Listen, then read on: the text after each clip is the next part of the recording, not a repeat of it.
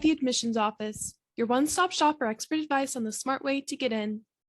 My name is Ellen, and each episode I'll bring you an interview with a former admissions officer, a graduate of a top college, or an admissions expert. These interviews will take you inside the admissions office and will be full of behind-the-scenes knowledge, first-hand experiences, and application tips to help you get into your dream school. If you'd like to chat with one of these experts, you can sign up for a free consultation at the link in the description of this episode. Today, we'll hear from Erin Gu, InGenius Prep's Chief Education Officer, about the trends she saw in the 2021 to 2022 college admission cycle and what she expects for the class of 2023. Hi, Erin. How are you today? Hi, Ellen. It's great to be with you. So could you just tell me a little bit more about yourself? What does your role here at InGenius Prep entail? Yeah, of course. So I'm the Chief Education Officer here at InGenius, which means I oversee all of our counseling work with students and make sure we're staying up to date with the latest admissions trend, and we're providing the most professional and on-point advice for all of our students. By way of a background, I went to Dartmouth College and went to high school from the DC area. And when I applied to college, I did it on my own. I didn't know admissions counseling existed. And so I feel like if I had gotten some help, it would have been really nice because it was really lonely sort of trying to navigate everything by myself and also not understanding a lot of the details. And then I went to Harvard Graduate School of Education for my master's in education and taught in Boston High School for a few years before joining InGenius in InGenius early days. So I've been here for almost 10 years. Now, what were your expectations for this past 2021-2022 admission cycle? And then were there any changes that you didn't foresee that were surprises? Yeah, so the 2020 to 2021 admission cycle, which is the one before, so that's the first admission cycle with COVID impact. It was significantly more competitive than the year before. And so that was something that people had not seen. And so for this past year, we anticipated, things would probably be similar to how things were in the first COVID year. But it turns out to be actually notably more competitive than the first COVID year. And especially for schools that are sort of in the top 15 to top 50 range. So not, at the very, very top level, because, your admissions rates could only go down so low. But for sort of the other good schools in the top 50, they saw increased application again and lower admits rates. So it was notably more competitive this past year. And I know that you and your team have been doing a lot of data analysis. So what have been the primary admissions trends that you've been able to identify? Outside of the just uber competitiveness that everybody sort of knows about, what we saw was that colleges are making an effort to diversify where they're recruiting students from. So instead of focusing on their traditional schools, high schools where they recruit a lot of students from, they're reducing those numbers and trying to get students from a wider variety of high schools. High schools maybe they historically had not admitted any students from, or high schools in different part of the country or part of the world that they hadn't had students from before. So we saw that, top high schools still had good successes, but there were fewer students getting into top colleges compared to previous years. In fact, actually, we had one of our students who goes to a public magnet program in the Northeast tell us that New York University, NYU, usually takes about over 100 students from their high school, only took 11 this year. And University of Michigan, which usually takes about 30 students from their school, only took 4. So this is pretty extreme in terms of the reduction that we saw from the college side. And what this means is that there's increased variance or uncertainty among the students' results, and things are becoming even more unpredictable than before. And what is the role of test optional and test blind policies in the past admission cycle? Has it changed since the previous one? How has it affected this admission cycle? Yeah, that's a great question. For the past submission cycles, the 2021 to 2022 cycle, there was not a lot of changes in test optional policies. So most universities were still test optional. What we did see though was that more and more students were applying with a score. And so colleges reported students, about 50%, if not higher, students applying with a score, and especially students who were admitted, definitely more than 50% had a score with them when they applied. But the test optional policy remained, means that it continued to allow many, many students to apply. So that's why the application numbers and the student numbers for application increased again last year. But with more students applying to schools with a score, there's also sort of a trend of the scores moving up, and we also see colleges using the score as a way to sort of potentially increase their average for admitted students. For example, NYU reported that their admitted student median SAT score was a 1550, which is just crazy, right? That means half the students scored higher than that and half scored lower than that. Of course, excluding students who applied without a score. But for reference, NYU's SAT score was probably in the 1430s to 1450s just 2 years ago. And what has the role been of early versus regular decision rounds? Have we seen some changes in that strategy? Yeah. So what we saw this year was that for regular round, the competition's definitely much more fierce especially at the very, very many sort of top universities. So for example, we saw with our own students that they were sort of twice as likely to be admitted to Brown early decision than regular decision, 3 times more likely to be admitted to UPenn early decision than our regular decision, and then 4 times more likely to be admitted to Duke early versus regular.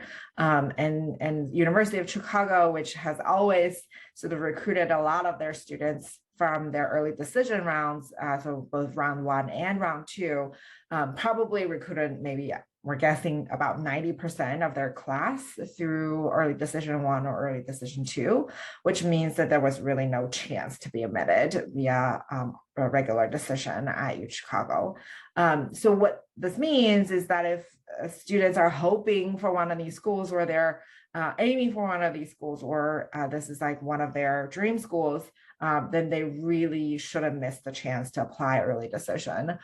Because if you don't apply early decision, you might end up missing out not only at these schools, but also at other great schools to a regular decision round, just because the competition is so much fiercer.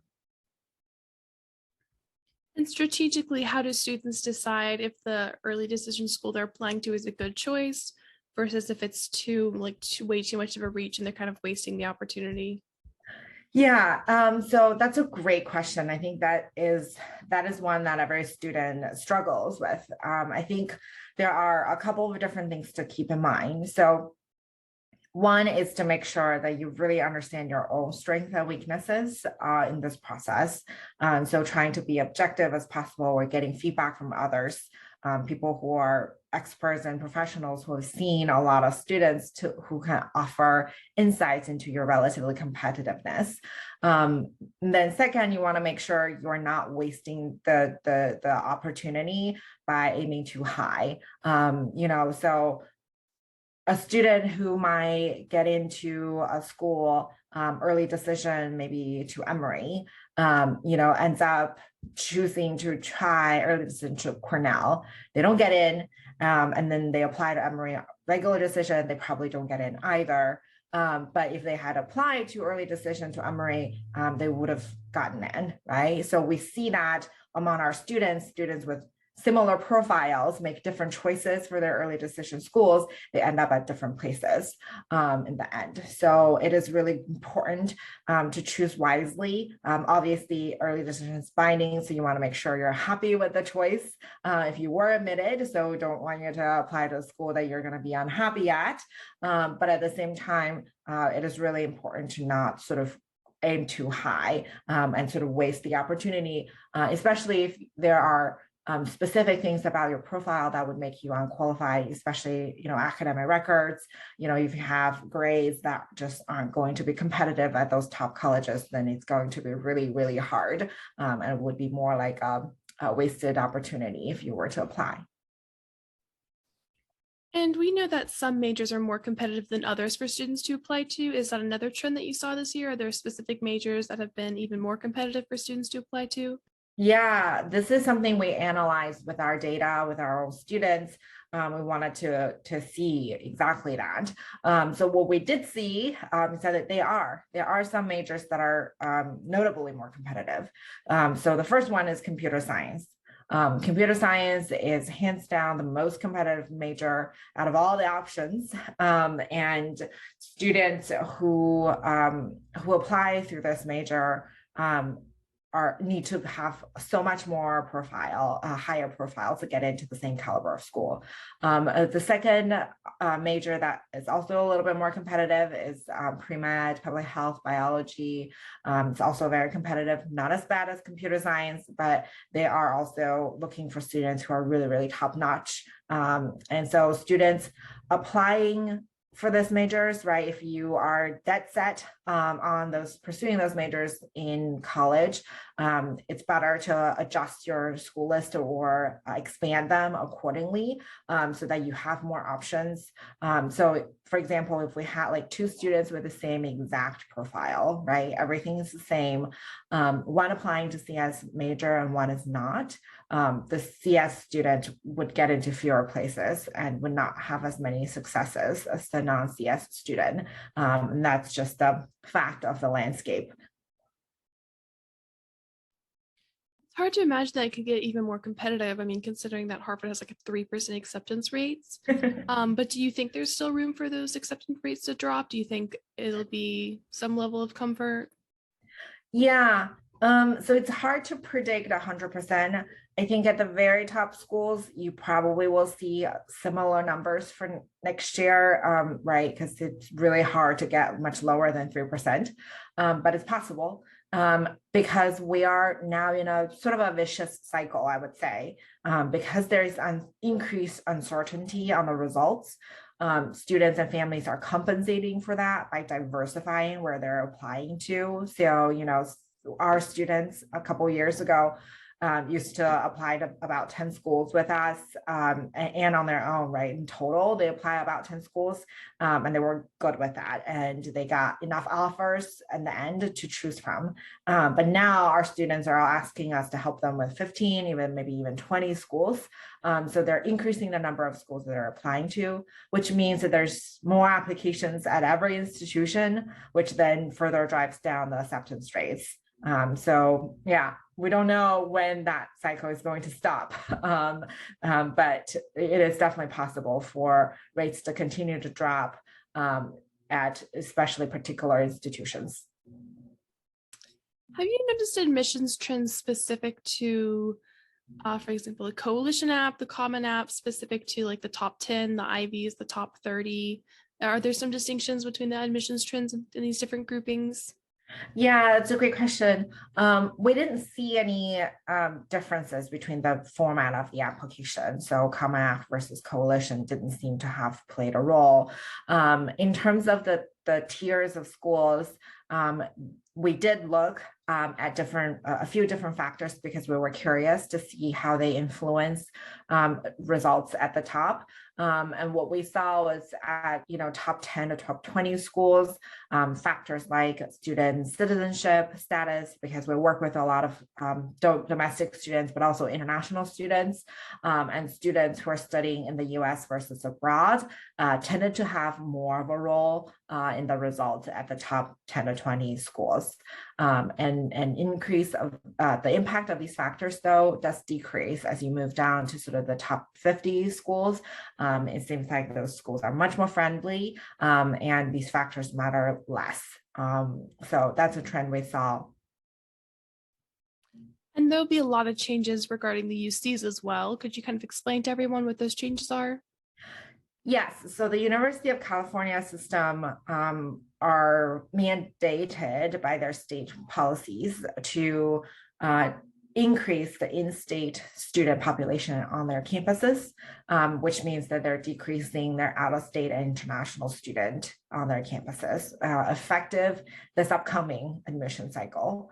But we already started to see some of the results of maybe these schools preparing for that change this past cycle. So we are anticipating things will be more difficult this upcoming year, but at the same time, what we saw was that they were particularly more competitive at the mid-tier UC schools. So UC Irvine, San Diego, Santa Barbara, and Davis, these four in particular. So our students who had the same profile as students who applied years prior, which would have gotten in if they applied the year before, did not this year get the offers. So there is definitely a difference. These are students who, again, bring about the same things to the table, and just a year before they would have gotten in, but this year they didn't. So we anticipate that, it will be much harder this upcoming cycle as well. And how have our students fared compared to the larger population of applicants during this past admission cycle? Yeah, we're really happy and very proud to say that our students still saw a lot of great successes. So for example, we had 82 students who got admitted to their school in the early round.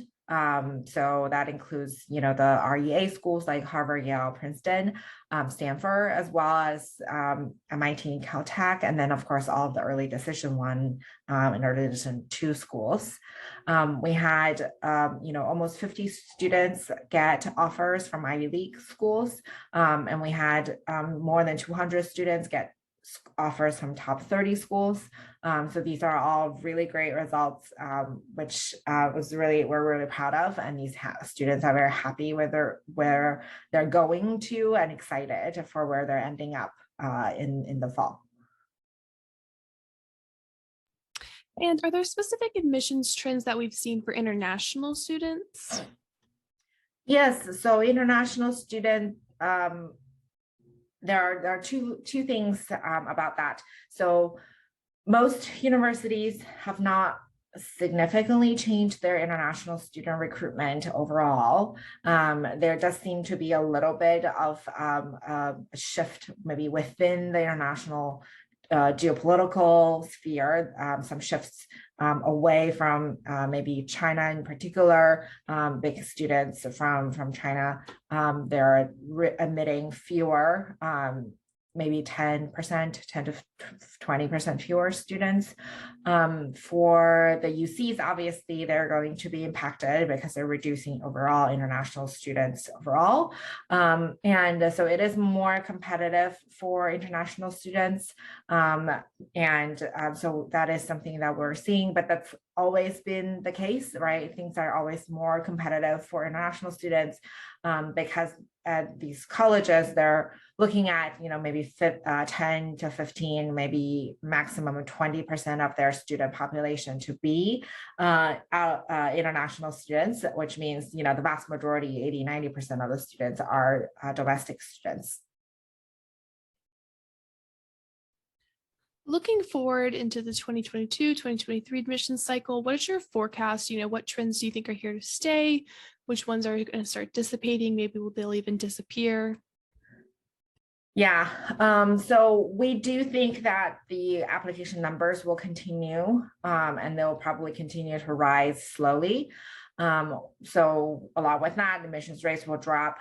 We have also seen some schools have been over enrolling their freshman classes in the past 2 years, which means that they are their own predictive models for how many students will accept their offers are no longer accurate. So colleges are trying to catch up, which also means that they are going to be more conservative next year with the number of offers that they're giving out. Right, because they don't want to over enroll again, because then it will be a problem on their campus to accommodate all those students. I think that test optional policies will stay for the most part, but we will see more and more students applying with a score. So that is definitely in a trend. So students who are applying without a score, I think that proportion of students will be decreasing. And then which schools are moving away from test optional policies? Because we know that some schools are, like some specific kinds of schools. So which schools are those? Yeah, that's a great question. So we already know from last year that the colleges in Georgia and Florida, these two states, are requiring the testing. So that includes popular ones like Georgia Tech and University of Florida. So all of those schools are requiring standardized testing as part of their application process. And then the other one that's a relatively new and big announcement is in, I think, April, that MIT, Massachusetts Institute of Technology, announced that they will now be requiring SAT scores again. So they are the first sort of institution at the top that has announced this. I don't think that it's going to be a big trend. It's not like the test optional policy where you had a few colleges do that and sort of everybody followed suit. We think that most institutions probably won't be requiring testing, especially not the cycle. But we do think that more students are going to be applying with a score. I think the colleges will want the option to say, hey, it's test optional, but in reality, more and more students will be applying with a score. Do you think COVID is still impacting admissions? And are we getting closer to normal either way? Yeah, that is a really good question. I think in terms of COVID impact, it is still impacting some testing opportunities for students depending on their state or location, but it's definitely less so than 2 years ago. And things are generally closer to normal. I think what we'll see staying is that some online webinars and outreach and things like that will continue at the institutions because it's been really easy for them and they've been able to reach much wider audience as a result. We've seen admissions offices starting to travel again to visit high schools like they used to before. So that is something that's sort of coming back to normal, but they're not going to be relying 100% on that recruitment effort. They're going to keep sort of the online operation going as well. And so those are indicators that things are sort of returning in a way.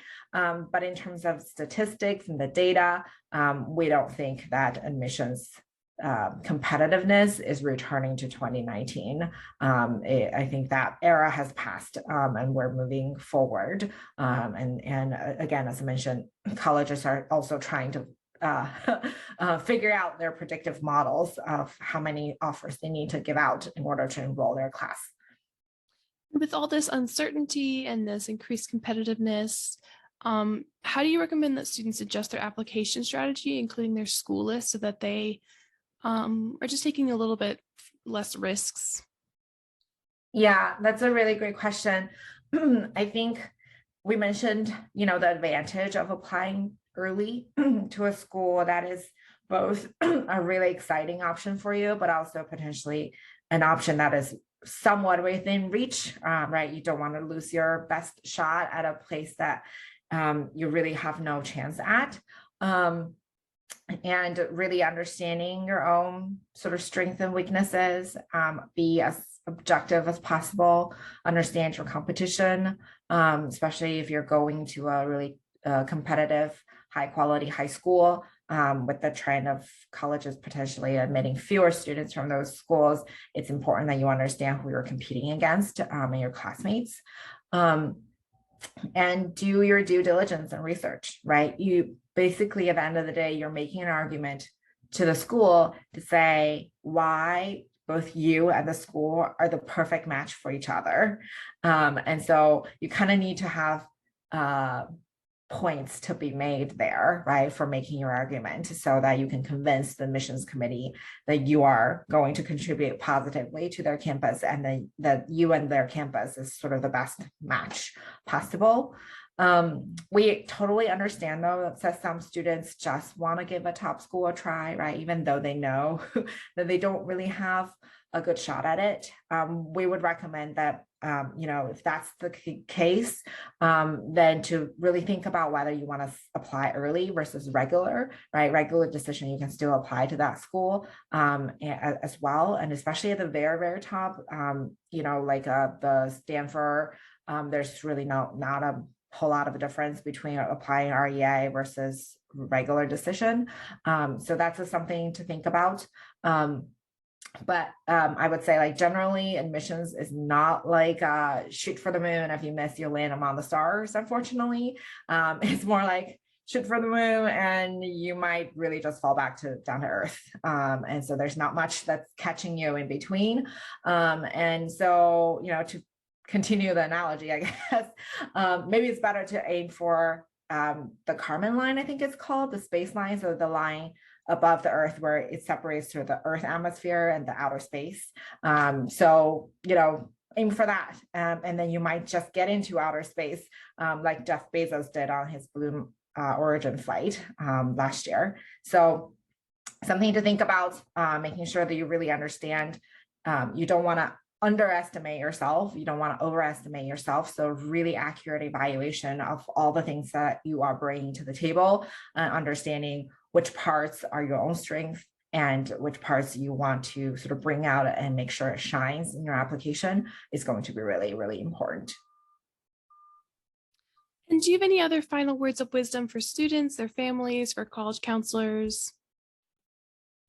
Yeah, I think with increased uncertainty in the landscape, I think we all should just be, try our best to be nicer to ourselves and to each other, and be more understanding that a lot of this process is really out of our hands and out of our control. What happens inside admissions offices, we don't influence those decisions directly, and a lot of times that there are reasons beyond our control that are dictating which students get admitted and which ones are not.